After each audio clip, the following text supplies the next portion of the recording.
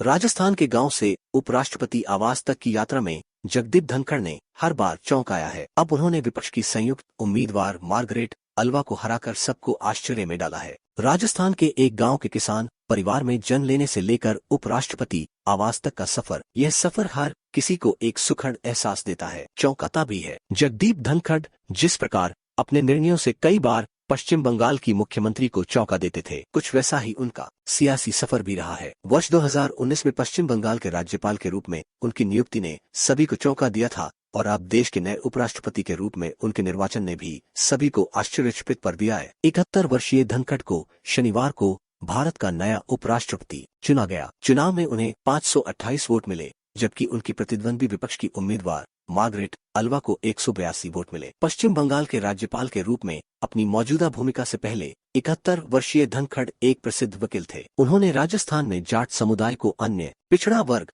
OBC का दर्जा दिलाने में महत्वपूर्ण भूमिका निभाई थी। केंद्र में कुछ दिनों के लिए संसदीय कार्य मामलों के राज्य मंत्री रह चुके धनखड़ को उनका यह अनुभव राज्यसभा के सभापति के रूप में सदन का संचालन करने में मददगार साबित होगा। कहा जा रहा है कि जगदीप धनखड़ जब छठी कक्षा में थे तो वे 4-5 किलोमीटर पैदल चलकर एक सरकारी स्कूल जाते थे। क्रिकेट प्रेमी होने के साथ साथ उनका झुकाव आध्यात्मिकता की ओर भी रहा है। धनखड़ के उपराष्ट्रपति चुने जाने का तात्पर्य यह है कि लोकसभा और राज्यसभा दोनों के पीठासीन अधिकारी अब राजस्थान से होंगे। वहां वर्तमान में कांग्रेस की सरकार है। राजस्थान में अगले साल विधानसभा चुनाव होना है। उपराष्ट्रपति चुनाव में उम्मीदवार के रूप में धनखड़ के नाम की घोषणा करते हुए भाजपा अध्यक्ष जगत प्रकाश नड्डा ने कहा था कि धनखड़ लगभग 3 दशकों से सार्वजनिक जीवन में है। इसके साथ ही उन्होंने जाट नेता को किसान पुत्र बताया था। दिलचस्प बात यह है कि राष्ट्रीय स्वर्ण सेवक संघ की पिछली अखिल भारतीय बैठक भी धनखड़ के गृह जिले झुंझुनू में हुई थी। अपने समय के अधिकतर जाट नेताओं की तरह धनखड़ भी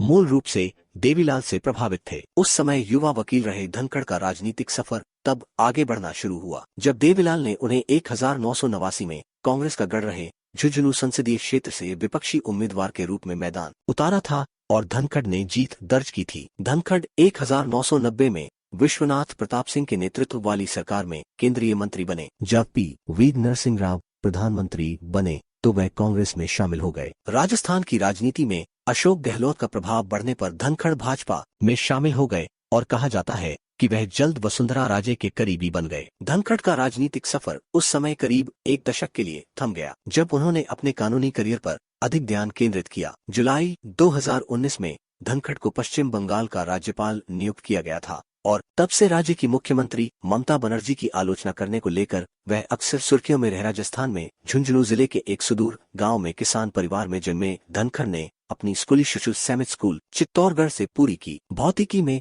स्नातक की पढ़ाई पूरी करने के बाद उन्होंने राजस्थान विश्वविद्यालय से LLB की उपाधि ली। धनखड़ ने राजस्थान हाई कोर्ट और देश के सुप्रीम कोर्ट दोनों में वकालत की। 1989 के लोकसभा चुनाव में झुंझुनू से सांसद चुने जाने के बाद उन्होंने 1990 में संसदीय कार्य मामलों के राज्य मंत्री के रूप में का भी जाना जाता है और वह राजस्थान ओलंपिक संघ तथा राजस्थान टेनिस संघ के अध्यक्ष रह चुके हैं।